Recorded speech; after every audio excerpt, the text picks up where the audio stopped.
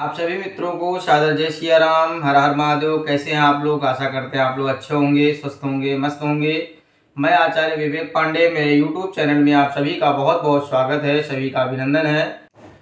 आज हम इस वीडियो में बात करेंगे 2025 में करवा चौथ का व्रत कब पड़ रहा है,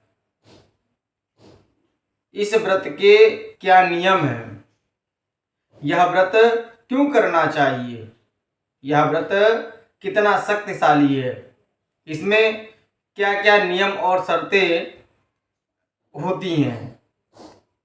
हमारे घर में अगर सूतक लग जाए तो हमें इस व्रत को कैसे करना चाहिए, या अगर हम अशुद्ध अवस्था में हों तो इसका व्रत हम कैसे करें।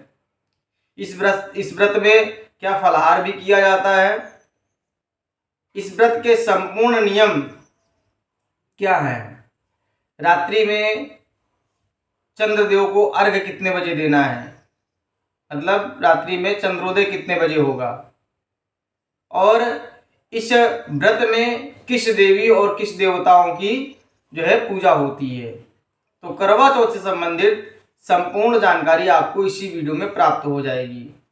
आप लोगों को हमारे द्वारा दी गई जानकारी अगर अच्छी लगे तो आप लोग इस वीडियो को अधिक से अधिक शेयर करिएगा और कमेंट भी करिएगा। और अगर किसी प्रकार का कोई सुझाव देना चाहते हैं तो आप कमेंट बॉक्स में अपना सुझाव भी दे सकते हैं।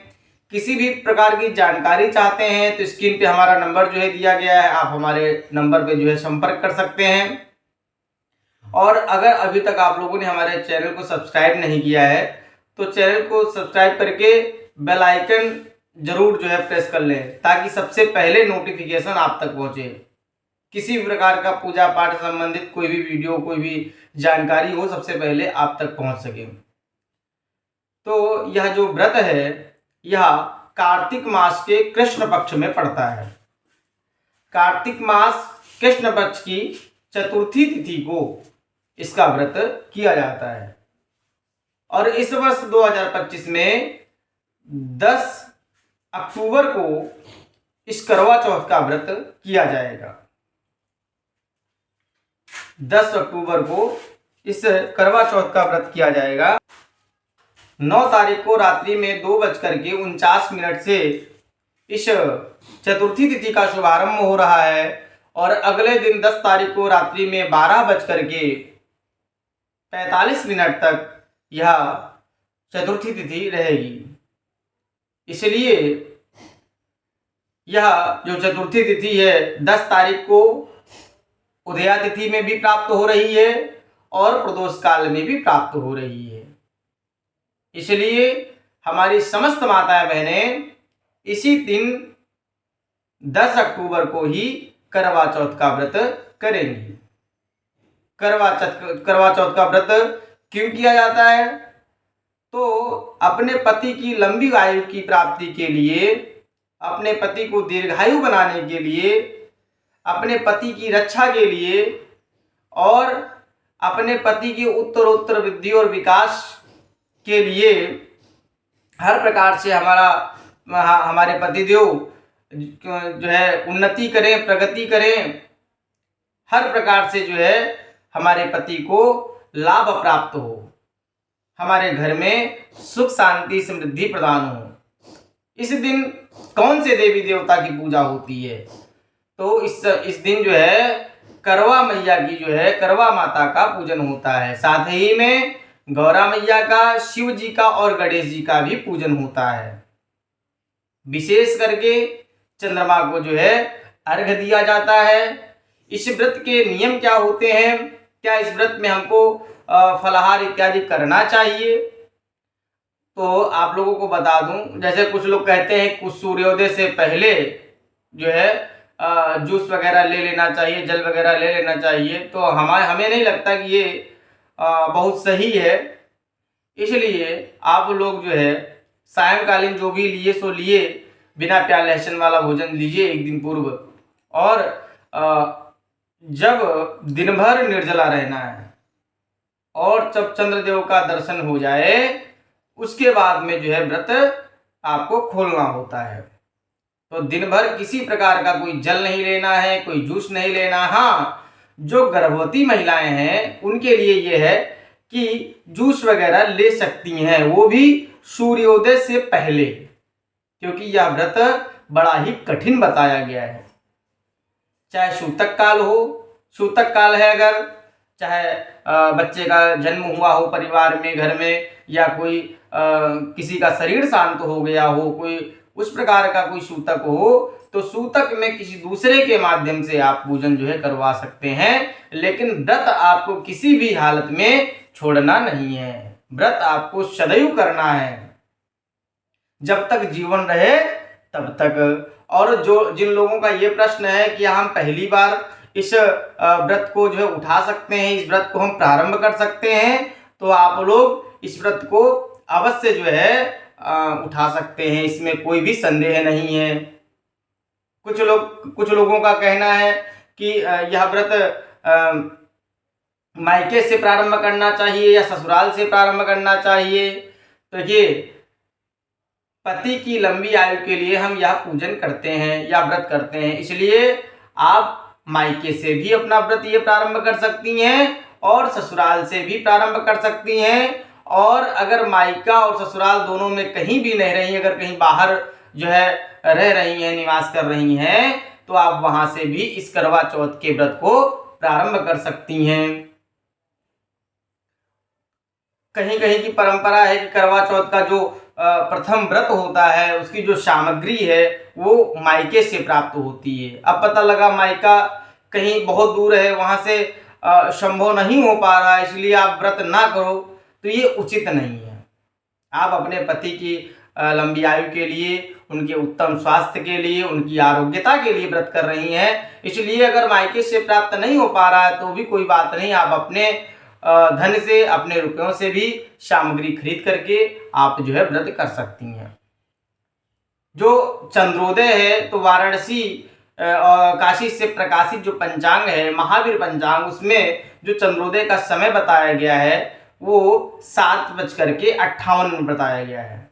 7 रात्रि में 58 मिनट पर चंद्रोदय बताया गया है। तो सबसे पहले करवा माई की जो है पूजन होती है और गणेश जी का पूजन होता है और शिव जी का पूजन होता है, साथ ही में गौरा मैया का पूजन होता है। अपने सामने करवा रख लें। जो पूजन की विधि है हम थोड़ा बहुत बता दे रहे हैं आप लोगों को। एक चौकी बढ़िया सुंदर सी जो है कर लें, उस पर करवा रख लें। कहीं कहीं एक ही करवा रखते हैं, कहीं कहीं 2 करवा रखते हैं, एक माता जी का और एक अपना। उसके बाद में सामने करवा माई का एक चित्रपट रख लें। करवा माई के चित्रपट में शिव जी का भी चित्र रहता है, गणेश जी का भी चित्र रहता है और करवा माई का भी चित्र रहता है। उनका पूजन अर्चन वंदन करें, जो भी सामग्री अपने पास उपलब्ध हो उस सामग्री के द्वारा। और करवा चौथ की जो व्रत कथा है उसको जो है अपने पास किसी को बैठा लें, उनके माध्यम से कथा श्रवण करनी चाहिए। कोई नहीं हो कथा सुनाने वाला तो अपने खुद भी कथा जो है पढ़ सकते हैं, खुद भी जो है कथा का पाठ कर सकते हैं। उसके बाद में चंद्रमा निकलने का जो है चंद्रार्घ का जो है इंतजार करें। और चंद्रोदय का जो समय है उस समय से 7:58 मैंने आपको समय बताया, तो कहीं कहीं 7:45 भी हो सकता है, 7:50 भी हो सकता है और 8:02 भी होता है। हर शहर का जो है अपना एक अलग अलग समय जो है दिया गया है। मैं आगे वीडियो बनाने का प्रयास करूंगा जिसमें मैं सभी जो है शहरों का अलग अलग जो टाइम है चंद्रोदय का, मैं वो आप लोगों को बताने का प्रयास करूंगा। इसलिए फिर भी काशी के द्वारा जो पंचांग है, जो काशी का समय है वो 7:58 है। तो जो पूजन का जो शुभ समय है वह 6:20 से है और 8:30 बजे तक जो है पूजन का शुभ मुहूर्त है। इस मुहूर्त के मध्य में जो है, इस समय के मध्य में अपना जो है पूजन करें। पूजन करने के बाद में जब चंद्रोदय हो जाए तो चंद्रदेव को जो है अर्घ देना चाहिए और अपने पति का पूजन करना चाहिए। अब एक नई प्रक्रिया जो है लोगों ने चालू कर दी है। 5-7 साल पहले ये चलनी वाला कोई प्रकरण ही नहीं था, चलनी की कोई बात ही नहीं थी, इसकी कोई आवश्यकता ही नहीं थी। लेकिन ये फिल्मी दुनिया वालों की तरफ से ये जो चलनी का प्रयोग चालू हो गया, चलनी से भगवान का चंद्रमा का दर्शन करते हो, चलनी से पति का दर्शन करते हैं, तो ये कोई शास्त्रोचित नहीं है या कोई शास्त्रोक्त बात नहीं है। ये फिल्मी दुनिया वालों को देख करके लोगों ने चलनी का प्रयोग करना प्रारंभ कर दिया। इसलिए पति का पूजन करना चाहिए और पति के द्वारा जो है जल ग्रहण करना चाहिए। अगर पति घर में ना हो तो उसके जो है आजकल तो बड़ी सुविधाएं हैं कि वीडियो कॉलिंग पे जो है पति देव मिल जा रहे हैं आसानी से। तो अगर वीडियो कॉलिंग भी ना संभव हो तो सामने चित्रपट रख करके जो है और अपना व्रत आप जो है खोल सकती हैं।